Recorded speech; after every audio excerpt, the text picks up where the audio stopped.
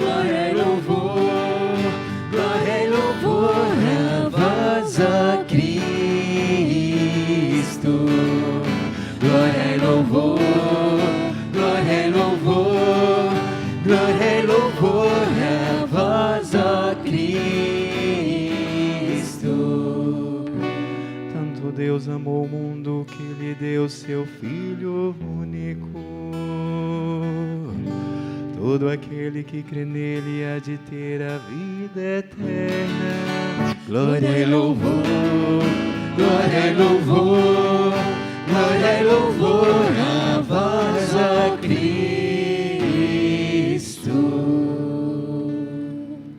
O Senhor esteja convosco. Ele está no meio de nós. Proclamação do Evangelho de Jesus Cristo segundo João. Glória a vós, Senhor. Estava próxima a Páscoa dos judeus e Jesus subiu a Jerusalém. No templo, encontrou os vendedores de bois, ovelhas e pombas e os cambistas que estavam aí sentados. Fez então um chicote de cordas e expulsou todos do templo, junto com as ovelhas e os bois. Espalhou as moedas e derrubou as mesas dos cambistas e disse aos que vendiam pombas: tirai isso daqui, não façais da casa de meu pai uma casa de comércio. Seus discípulos lembraram-se mais tarde que a Escritura diz: o zelo por tua casa me consumirá. Então os judeus perguntaram a Jesus: que sinal nos mostras para agir assim? Ele respondeu: destruí este templo e em 3 dias eu o levantarei. Os judeus disseram: 46 anos foram precisos para a construção deste santuário e tu o levantarás em 3 dias? Mas Jesus estava falando do templo do seu corpo. Quando Jesus ressuscitou, os discípulos lembraram-se do que ele tinha dito e acreditaram na Escritura e na palavra dele. Jesus estava em Jerusalém durante a festa da Páscoa. Vendo os sinais que realizava, muitos creram no seu nome. Mas Jesus não lhes dava crédito, pois ele conhecia a todos e não precisava do testemunho de ninguém acerca do ser humano, porque ele conhecia o homem por dentro. Palavra da salvação. Glória a vós, Senhor. Glória e louvor, glória e louvor, glória e louvor a vós, ó Cristo. Sentados, nos recolhamos num tempo de oração. No íntimo do nosso coração rezemos, pedindo ao Divino Espírito Santo o auxílio necessário para que compreendamos esta palavra e sejamos por ela transformados. Também vocês, crianças, no silêncio, rezem, peçam o auxílio do Espírito Santo.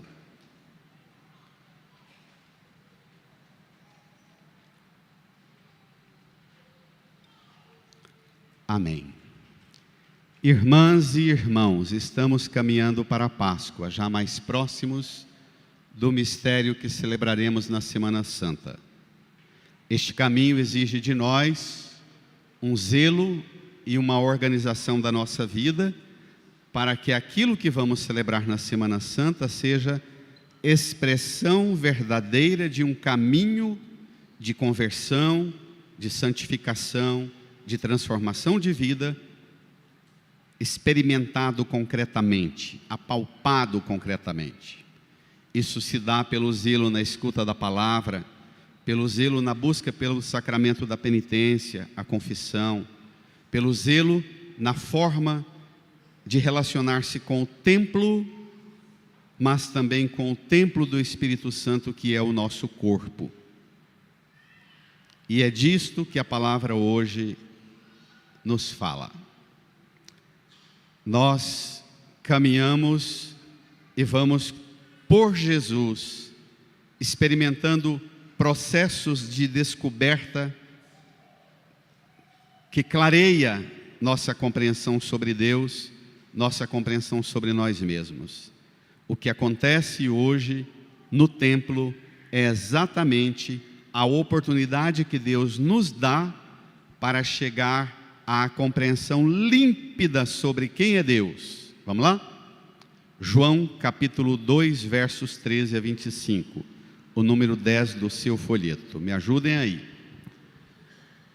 Antes de entrar propriamente no texto, eu recomendo às mães e pais para não deixarem crianças soltas. É muito perigoso. Nós estamos num tempo de muitos riscos. Não confiem que porque está na igreja está seguro. Está seguro se estiver no seu colo, estiver perto de você. É preferível o desconforto de pai e mãe andando atrás de menino do que menino sozinho no pátio, no jardim, no banheiro. Jamais permita que uma criança vá sozinha ao banheiro. Acompanhe, porque depois não adiantará o lamento. Não adiantará. Deus cuida. Domingo passado eu falei e repito, Deus cuida através de você.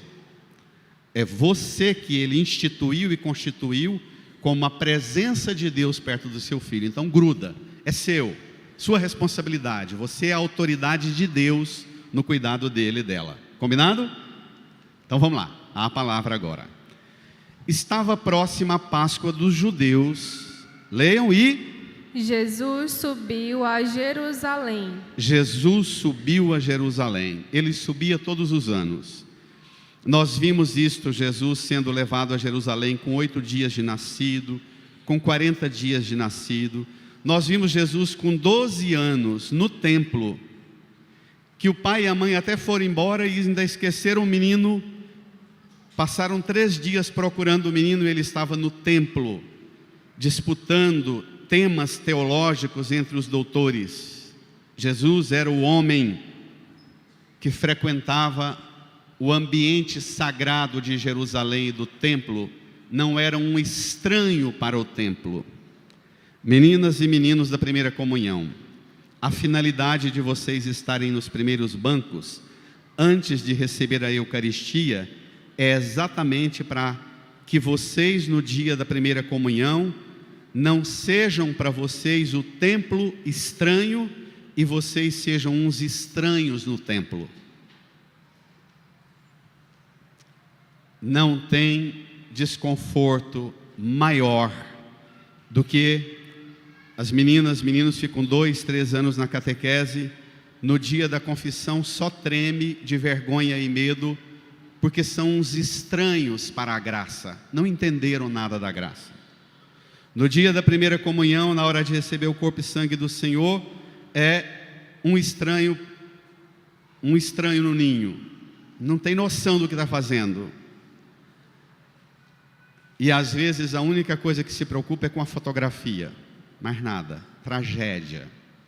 Então vocês estão aqui caprichadamente, cuidados e zelados, para que vocês não sejam estranhos para o templo e o templo não seja estranho para vocês. É disso que a palavra de Deus fala. E isto deve fazer-nos alcançar um nível infinitamente maior, que na conclusão do Evangelho a gente volta a esse tema. Pronto, Jesus subiu ao templo para a festa da Páscoa. Versículo 14. No templo, leiam. Encontrou os vendedores de bois, ovelhas e pombas, e os cambistas que estavam aí sentados. Espere lá. O que significava esta cena de Jesus viajar lá da Galileia, viajar muitos dias, semanas, chegar no templo e encontrar este cenário? O templo de Jerusalém, a esplanada, é enorme, um aterro em cima do monte Sião, enorme. O templo era aberto, sem cobertura do teto, tão grande. uma esplanada que cabia 250 mil pessoas para alguns estudiosos, é uma área grande. O culto a Deus consistia em todos os sábados, mas ao longo do ano em 4 festas solenes, mas dessas 4 festas, se você pudesse ir só em uma, deveria ser por ocasião da Páscoa. Na Páscoa, você ia ao templo ao longo daquela semana e cada dia pagava, comprava um animal, um boi, um cabrito, um carneiro, comprava um animal, levava para o sacerdote preparar, sacrificar, tirar parte da carne e do sangue, para que o sacerdote, num rito soleníssimo, trouxesse esta carne e colocava esta carne do animal com sangue em cima do altar. O altar no templo de Jerusalém era enorme. Você pode imaginar essa pedra, esse piso superior aqui do presbitério todo, um pouco mais largo, a pedra do altar do templo. Por debaixo dessa pedra, uma rocha bruta escavada, que formava uma fornalha enorme.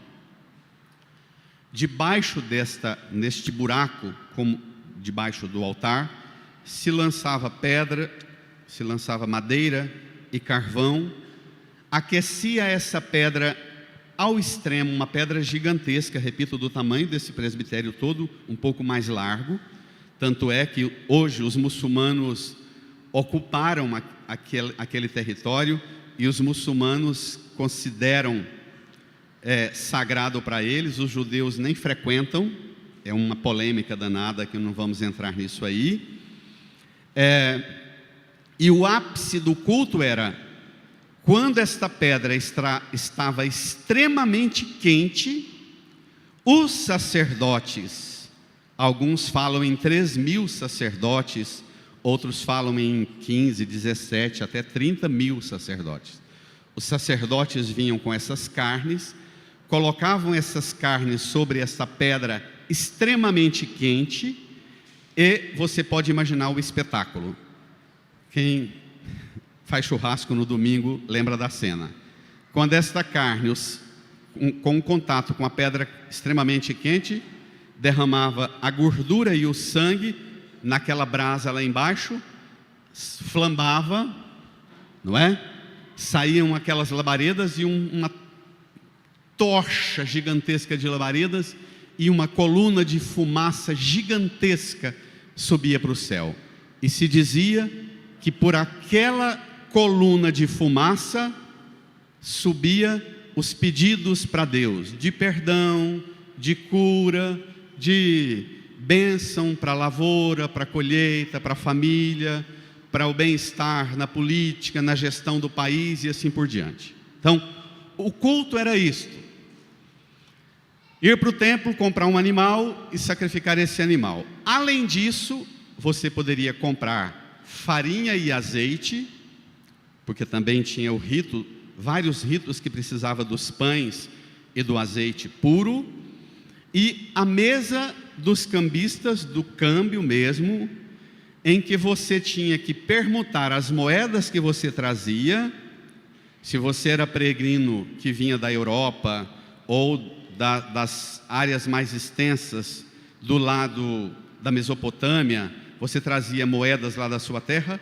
No altar, para pagar o dízimo e dar a oferta, tinha que ser somente a moeda oficial do templo, porque não podia entrar uma moeda com efígie de um rei pagão. Era tudo chamado o selo da pureza para o culto, o selo da pureza, tudo puro. Lembra que a indústria da venda dos animais era um negócio que movia a economia de Israel. Os estudiosos de Bíblia falam que por ocasião da Páscoa se sacrificava 250 mil animais. É muito sangue.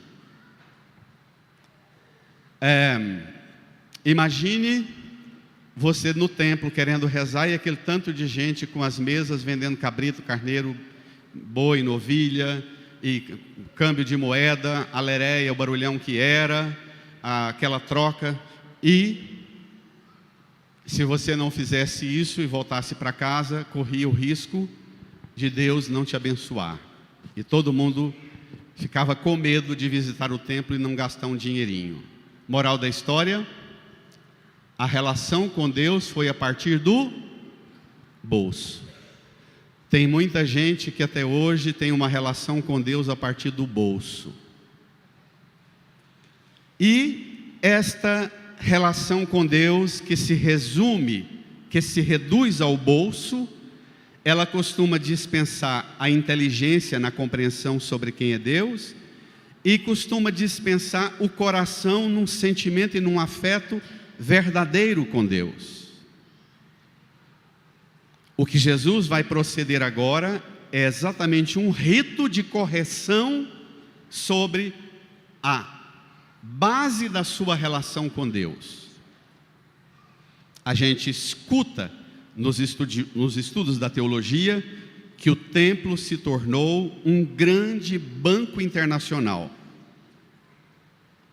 E às vezes, ainda hoje, nós corremos o risco de continuar tendo uma relação com Deus meramente baseada no bolso, no dinheiro, no valor e nas questões da oferta da nossa parte. Alguns pensam que a relação com Deus pode ser substituída, além do dinheiro, com penitência, sacrifício, jejum, como se isso tudo servisse para mudar a opinião de Deus sobre você. Isso é sério. O problema da oferta para Deus é que a gente corre o risco de fazer uma oferta para Deus, seja do que for, de sacrifício, de dízimo, de oferta material, ou de doação, colaborando nas coisas da igreja, ou de penitência, de jejum, e achar que esta oferta, ela serve para mudar Deus. E aí é um desastre, porque Deus é perfeito e Ele não precisa de uma nesga de mudança. Qualquer oferta da sua vida, qualquer entrega sua, nas coisas que você faz para Deus, elas não têm outra finalidade senão, primeiro, uma oferta para Deus mudar você mesma, você mesmo. A penitência é isso, para Deus corrigir você, naquilo que você precisa aperfeiçoar. A penitência, ou a penitência que pode, ao invés de ser um sacrifício, pode ser uma oferta de louvor do seu tempo, da sua paciência, dos seus dons, da sua capacidade profissional na área que você atua. Então, Jesus quer apresentar para nós uma oportunidade de corrigir os equívocos na compreensão, os equívocos no afeto para com Deus. E isto a partir da nossa relação com o templo, com a igreja. A gente pode dizer isso sem nenhum medo. Vamos lá?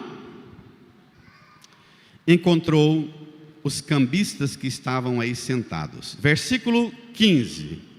Brada, o trem agora vai pegar fogo, moçada. Fez então um chicote de cordas e expulsou todos do templo. Ai, ai, ai. Continua. Junto com as ovelhas e os bois. Vai. Espalhou as moedas e derrubou as mesas dos cambistas. E disse aos que vendiam pombas: firma. Tirai isso daqui. Não façais da casa de meu pai uma casa de comércio. Não façais da casa de quê? Meu pai. Como é que ele chama o templo? Olha o salto. O templo, olha o salto. Olha o pulo. O templo salta de lugar de uma relação institucional, burocrática, comercial, de negócio com Deus, para um lugar de relação familiar. Deus é chamado de meu Pai. Ah, que avanço, que salto, não é? Do lugar da instituição dura, fria, da regra e da norma do livro do Levítico e do livro do Deuteronômio, do livro que aplica o rigor da norma e da lei. O livro do Levítico e Deuteronômio é, por excelência, o livro das prescrições rituais, do rigor com que o culto deve ser prestado. E de repente, Jesus diz que a partir de uma relação fria de instituição, baseada no bolso e na norma e no rigor ritual, é preciso transformar a relação com o templo, meninas e meninos da primeira comunhão, como lugar da relação do afeto familiar.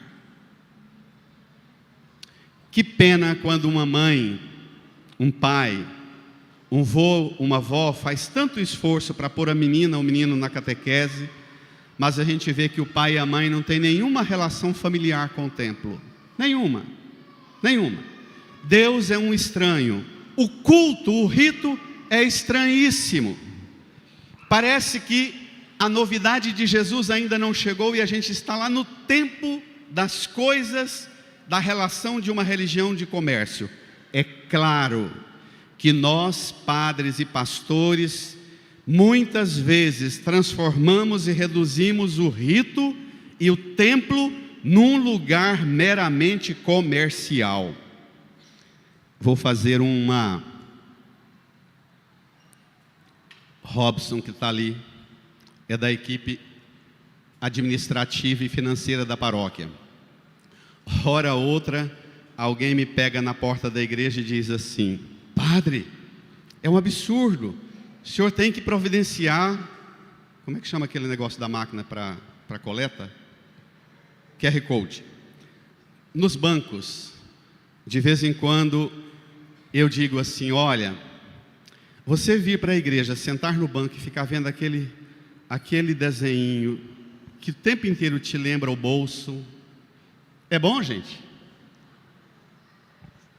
Eu prefiro que o resultado da coleta seja mais devagar, seja até menor, mas que sua relação com Deus não seja a partir do que você está no nível da sua visão, o tempo inteiro olhando no banco da frente, o QR Code lá.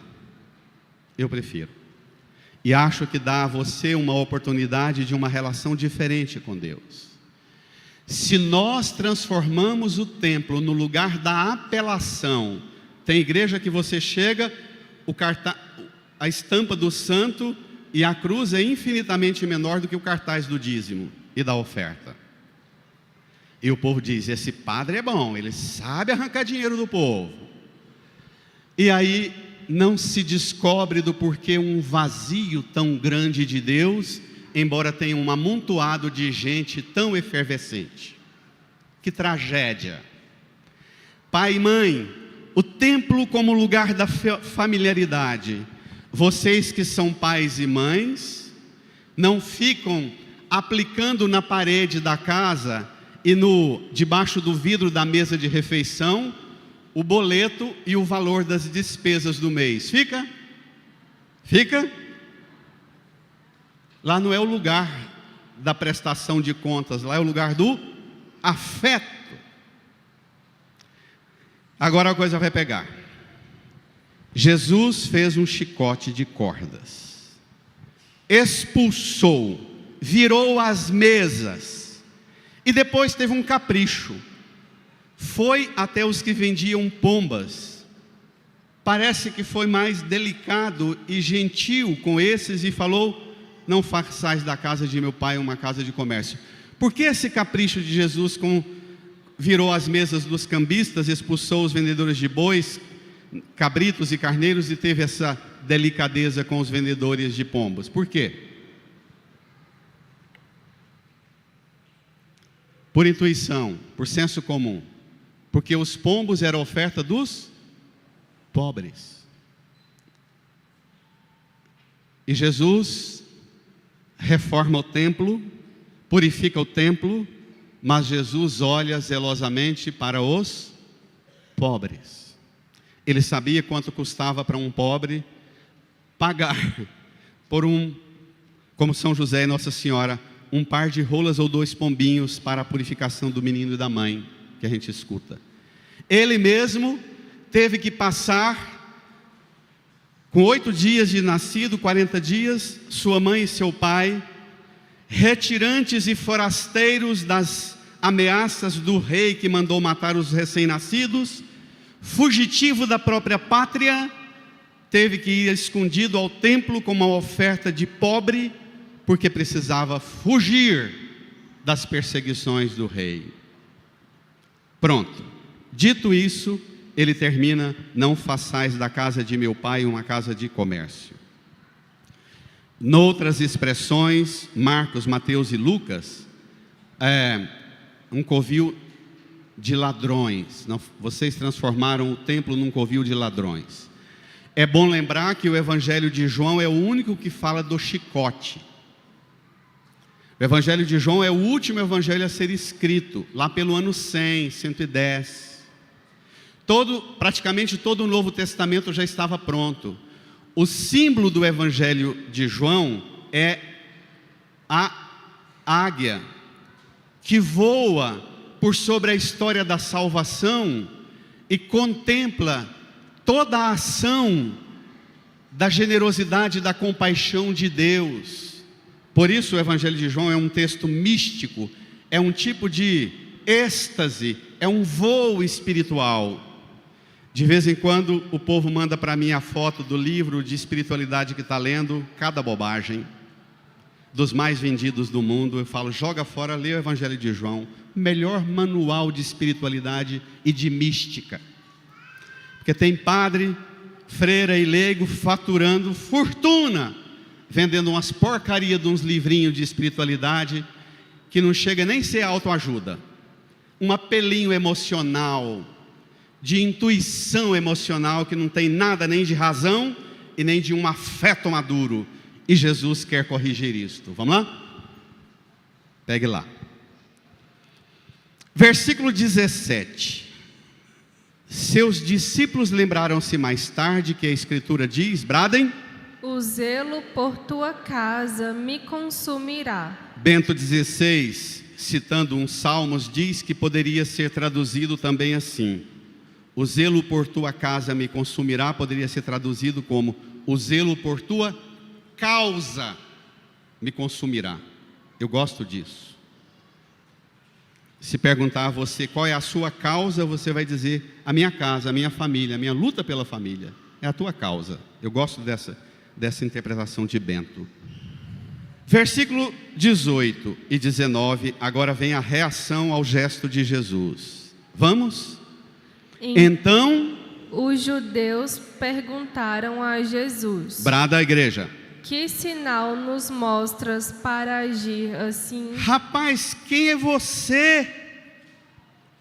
Você vem com esse cheiro de gente lá da Galileia dos pagãos, um peregrino andando muitos dias a pé com a sua turba, para chegar aqui e fazer essa agitação. Que ato prodigioso você faz? Tem gente que gosta de religião a partir dos atos e dos fenômenos prodigiosos. Os judeus e muitos cristãos e muitos católicos têm uma fé rasa, uma fé de fenômenos. Rapidamente, vem comigo na segunda leitura. Você precisa pegar esta, pegue lá. Segunda leitura, número 8 do seu folheto. Carta de Paulo aos Coríntios.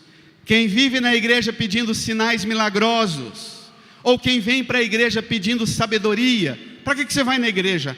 Eu gosto de pegar pregações inteligentes, que dá para a gente uma visão de mundo.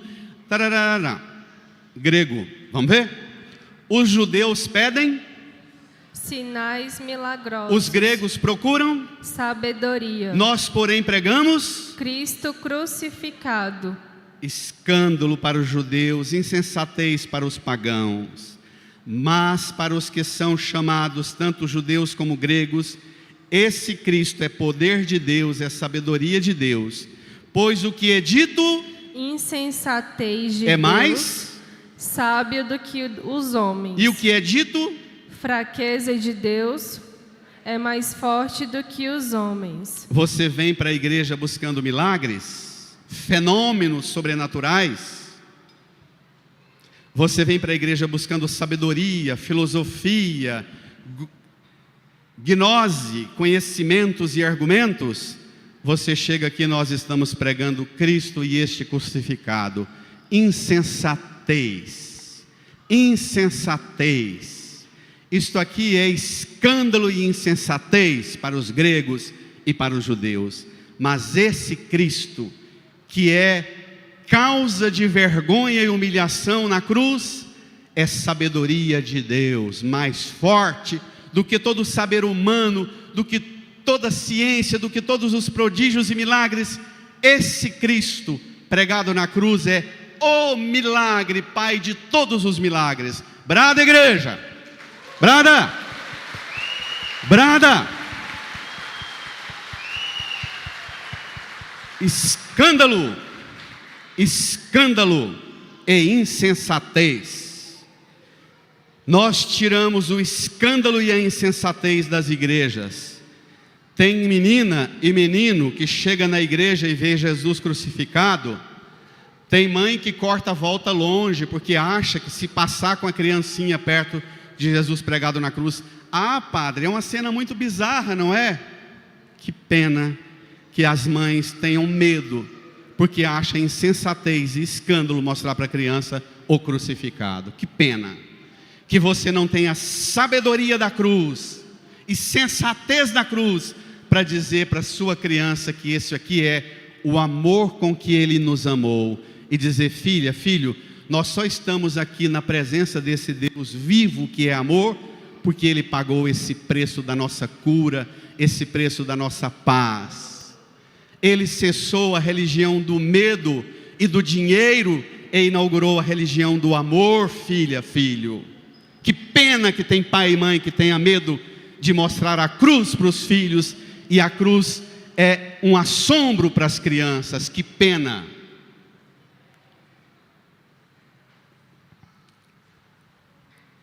Que sinal nos mostras para agir assim? Agora vem a grande virada. Versículo 19. Gruda lá, segura lá. Não se distraia não, porque agora é a página virada do Antigo para o Novo Testamento. A página virada do templo de Jerusalém, que foi destruído no ano 70, e do templo cristão que surge com a morte e ressurreição de Jesus. Ele respondeu, versículo 19: bradem, destruí este templo, e em 3 dias eu o levantarei. Os judeus disseram: 46 anos foram precisos para a construção deste santuário, e tu levantarás em 3 dias? Herodes deu de presente para os fariseus, os mestres da lei e os sacerdotes, deu de presente a reforma do templo de Jerusalém. Esse templo estava esplendoroso, espetaculoso. Herodes, além de reformá-lo, um rei pagão, reformou, restaurou o templo de Jerusalém, ampliou drasticamente o tamanho do templo e, pasmem, construiu um túnel, fez do lado do templo um palácio, fez um lugar de guarda, porque se um dia o imperador quisesse visitar o templo, tinha uma ala para uma guarda do exército, uma turma grande do exército ficar lá protegendo o templo, porque o rei e o imperador um dia poderia visitar. E pasmem, Herodes fez lá do palácio do rei, com um quarto todo poderoso e chique para o rei ou para o imperador um dia vir, fez de lá até o altar um túnel, de tal forma que terminava esse túnel numa galeria em que tinha o trono aqui perto, em cima do altar, para o rei assistir o espetáculo da oferta. Por quê? Aquele espetáculo da oferta do dízimo, dos animais, dos sacrifícios no altar, movia a economia de Israel. E tem muito rei. Nossos políticos hoje querem também eles ter um túnel para eles ficarem perto do altar, porque os altares das igrejas ajudam a sustentar a economia dos impérios de hoje. E tem muita gente querendo que nós, pregadores, preguemos a serviço dos Herodes de hoje, sejam eles de direita ou de esquerda ou do diacho que for. E nossa pregação não pode ser para bajular rei. Nossa pregação tem que ser o que é escândalo e insensatez: Cristo crucificado. Esse é o que pagou o preço da nossa paz. Esse é o que pagou o preço da nossa cura. É Ele. Os judeus reivindicam de Jesus: rapaz, olha o que o rei fez por nós, 46 anos de reforma do templo, e tu o levantarás em 3 dias. E a resposta de Jesus inaugura um novo culto, um novo templo, um novo modo de compreender a relação com Deus. Bradem, versículo 21. Mas Jesus estava falando do templo do seu corpo. Continua. Quando Jesus ressuscitou, os discípulos lembraram-se do que ele tinha dito e acreditaram na Escritura e na palavra dele. Jesus estava falando do templo do seu corpo. Essa é a novidade. A partir do mistério da encarnação, o Verbo de Deus se fez carne. Jesus, o Filho de Deus que se fez humano, na forma humana, em corpo, inteligência, emoção, corpo, cabeça, tronco, membros, um corpo vivo de gente. A partir daqui, Jesus inaugura um novo território de culto, um novo templo, um novo conceito de relação com Deus. A partir de agora, o lugar por excelência do culto e da relação com Deus é o seu corpo. Aqui nós estamos no capítulo 2 de João. Daqui um pouquinho, no capítulo 4, vai ser o encontro de Jesus com a samaritana, lembra? E ela pergunta a Jesus: os judeus dizem que é em Jerusalém que devemos adorar. Nossos pais dizem que é aqui em Sicar. Onde devemos adorar? Jesus diz: chegará o tempo em que o templo de Jerusalém vai ser destruído, e vós adorareis a Deus, nem neste templo, nem no templo de Jerusalém, mas adorareis o Senhor em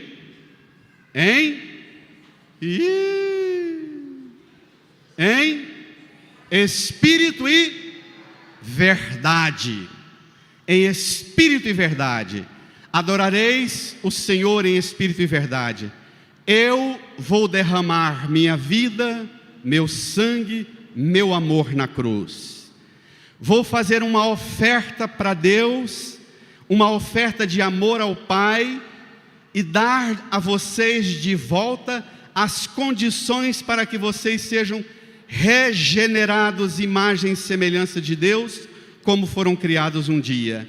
E depois que eu tiver oferecido a minha vida, o meu templo do meu corpo destruído, em 3 dias, ressuscitado, reconstruído, vocês também terão nos corpos de vocês um território sagrado, onde o próprio Deus habitará, o Espírito Santo habitará e viverá em vocês, e vocês adorarão a Deus em espírito, no Espírito Santo que habita em vocês, e na verdade, compreendendo que Deus é amor, e não comércio, e não violência, e não medo.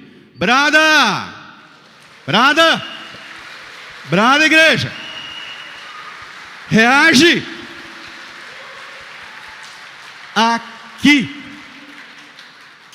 Aqui inaugurou um novo templo.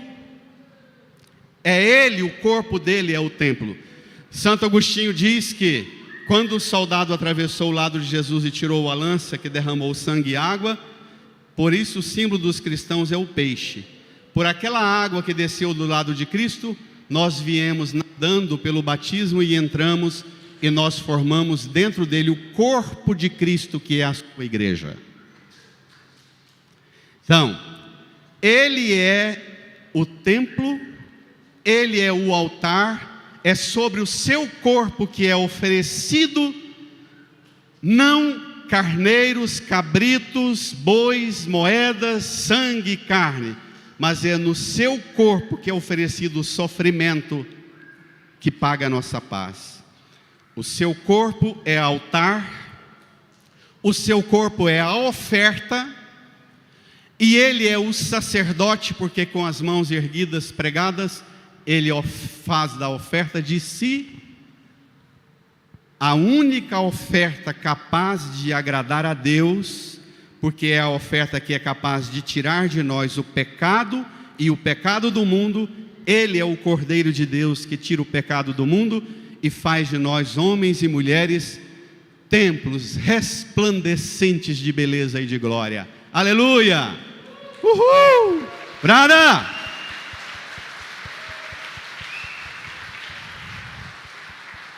Isso aqui não é harmonização facial não, tá?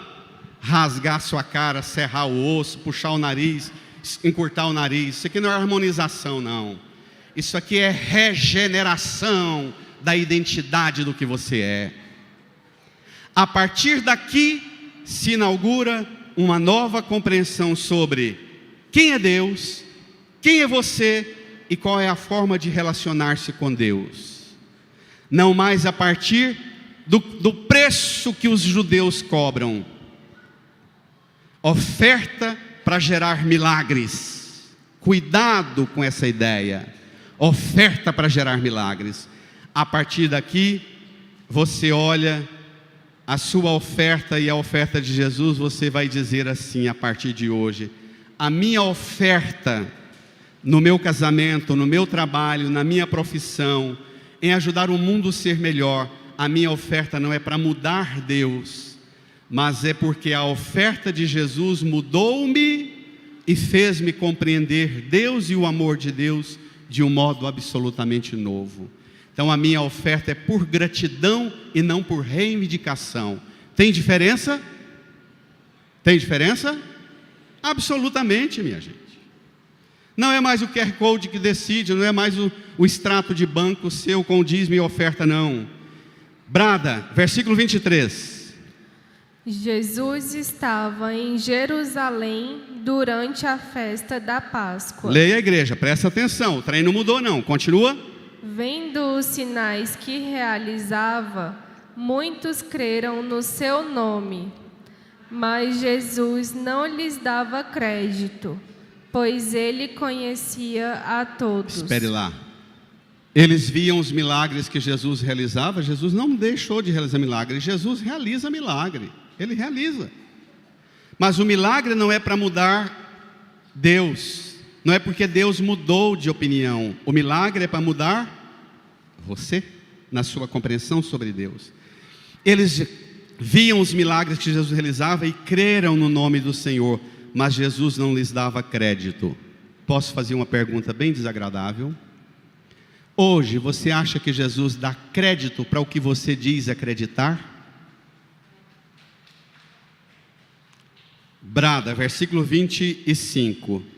E não precisava do testemunho de ninguém acerca do ser humano, porque ele conhecia o homem por dentro. Pronto, agora não é mais o bolso, mas é por dentro.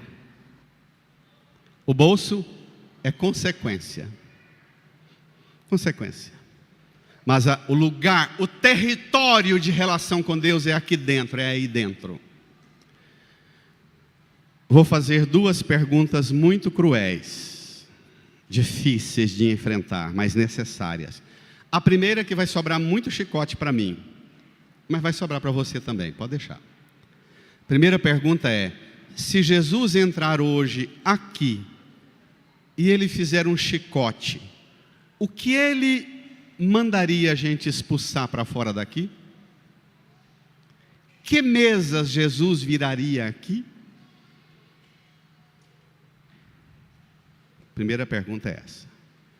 O que Jesus pede de nós, pregadores? Uma corajosa mudança na forma de conduzir a igreja.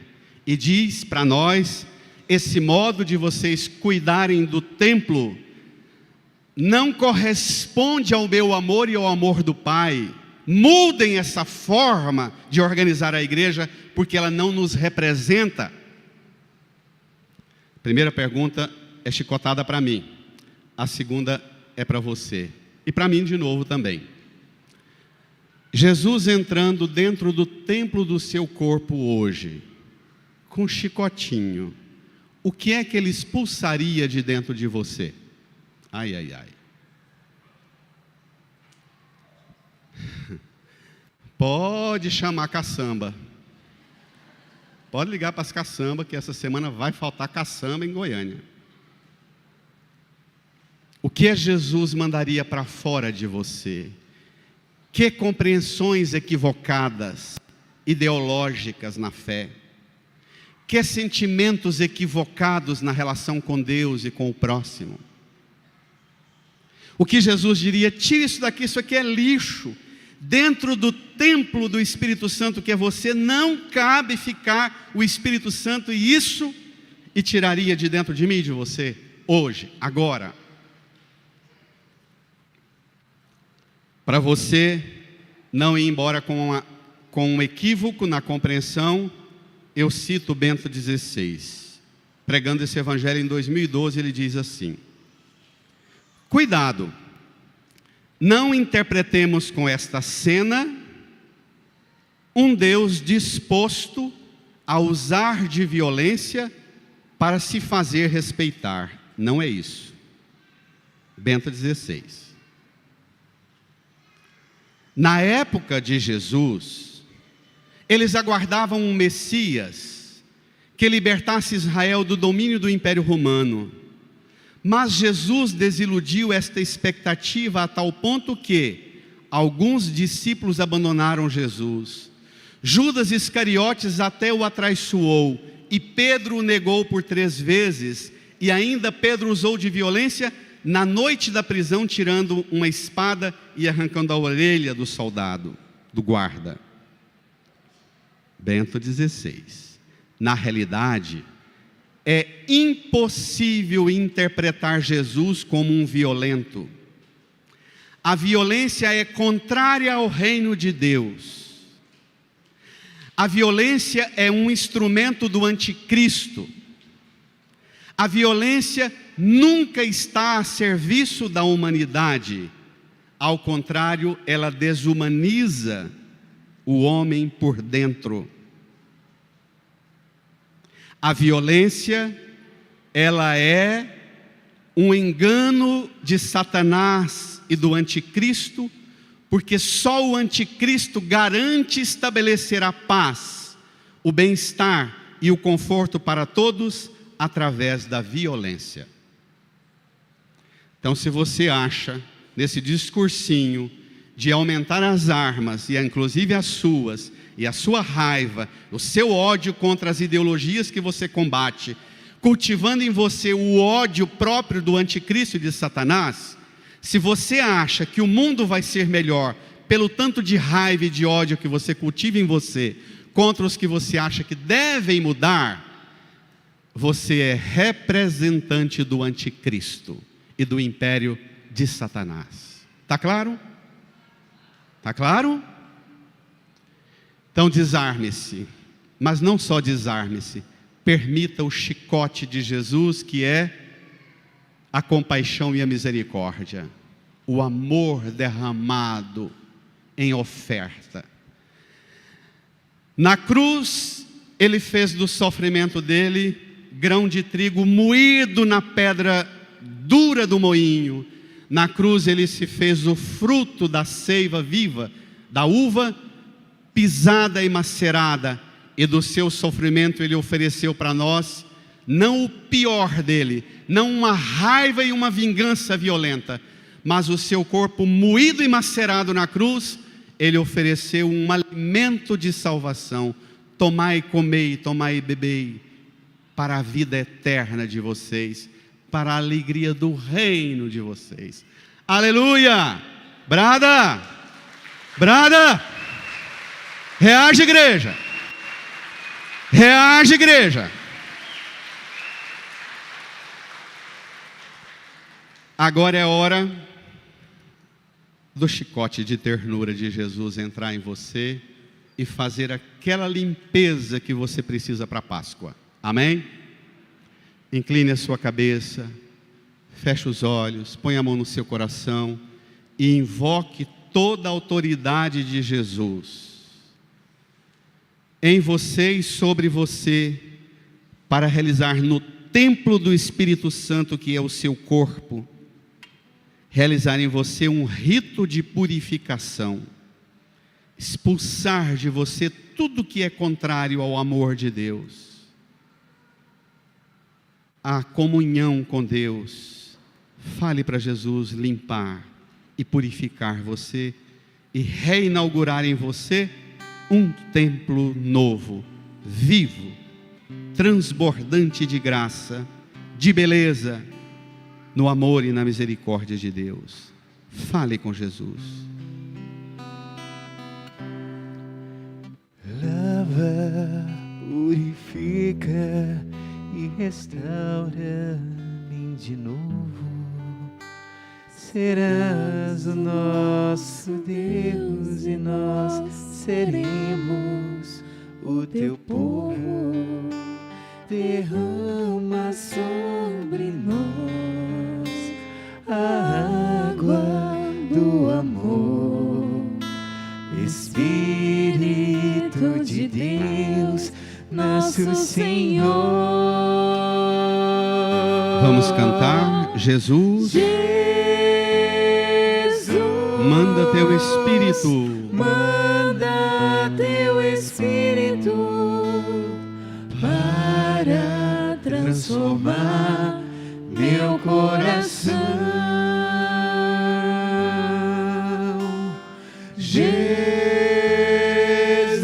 Jesus, manda teu Espírito para transformar meu coração. Às vezes no meu peito bate um coração de pedra.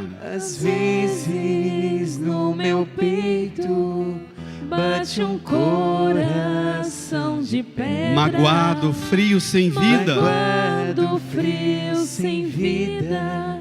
Aqui dentro ele me aperta. Não quer saber de amar. Não quer saber de amar. Nem sabe perdoar. Nem sabe perdoar. Quer tudo e não sabe partilhar. Tudo e não sabe partilhar.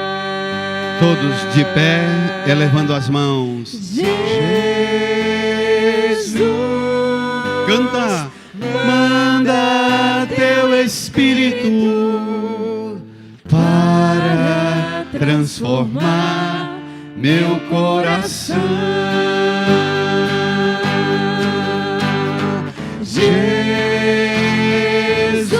Jesus, manda teu Espírito para transformar meu coração. Estenda sua mão aqui para a cruz, deixa o folheto no banco, faça o gesto com piedade, com unção. Reze comigo, Senhor Jesus. Senhor Jesus, Eu creio firmemente eu creio firmemente na palavra na palavra que acabei de meditar. que acabei de meditar. Eu creio firmemente Eu creio firmemente no amor do Senhor no amor do Senhor oferecido oferecido uma vez por todas uma vez por todas na cruz. na cruz. Escândalo Escândalo e insensatez e insensatez para os que não conhecem o amor. para os que não conhecem o amor. Mas eu creio que o Senhor é Mas eu creio que o Senhor, sabedoria de Deus, sabedoria de Deus, amor de Deus, amor de Deus, oferta de Deus, oferta de Deus, a única oferta capaz a única oferta capaz de mudar de mudar. o que precisa ser mudado. O que precisa ser mudado. A mim, Jesus. Amém, Jesus. Muda-me, Senhor. Muda-me, Senhor. Transforma-me, Senhor. Transforma, Senhor. Porque Deus é perfeito. Porque Deus é perfeito. Mas eu preciso sempre Mas eu preciso de mudanças, de mudança, de transformações. de transformação. Põe a mão no seu coração e fale com Jesus que você acolhe tudo que Ele deseja transformar e mudar em você, para recuperar você como um templo vivo, um santuário vivo e perfeito do amor de Deus. Agradeça e louve o Senhor por esta oferta, a única oferta que verdadeiramente conta, o amor dele na cruz, pela sua salvação, pela sua transformação. Obrigado, Jesus. Nós te louvamos, te adoramos, te glorificamos, hoje e sempre. Amém. Amém. E voltados para a cruz, estenda a mão e professe: creio em Deus Pai Todo-Poderoso, Criador do céu e da terra, e em Jesus Cristo, seu único Filho, nosso Senhor, que foi concebido pelo poder do Espírito Santo, nasceu da Virgem Maria, padeceu sobre Pôncio Pilatos, foi crucificado, morto e sepultado, desceu à mansão dos mortos, ressuscitou ao terceiro dia, subiu aos céus, está sentado à direita de Deus Pai Todo-Poderoso, donde há de vir a julgar os vivos e os mortos.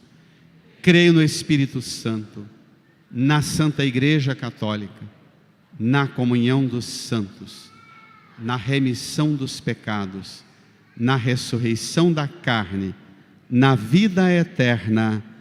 Amém. Amém. Um santuário novo que é você, se dirija ao santuário novo que está do seu lado e dê um abraço bem forte, desejando a paz de Jesus. Alegria, saudai-vos, a paz. Quero te dar a paz do meu Senhor, com muito amor. Eu quero te dar a paz do meu Senhor, com muito amor. Termina bradando uma salva de palmas e um grito de alegria. A paz